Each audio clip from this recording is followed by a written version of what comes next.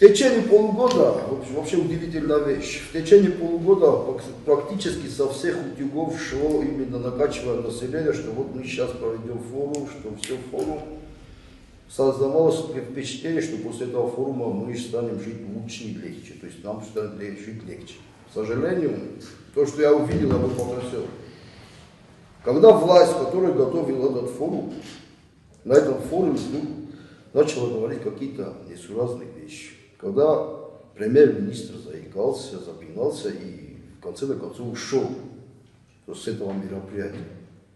То есть показал для меня, четко показал, что эти люди не подготовились к этому, то есть к этому форуму, к которому они сами как бы полгода все население готовили.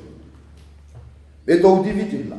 И я для себя решил, что я после этого, то, что я видел, я этим властям уже не верю. И я думаю, что большинство населения граждан Южной Осетии после увиденного, они тоже, судя по всему, приняли такое же решение.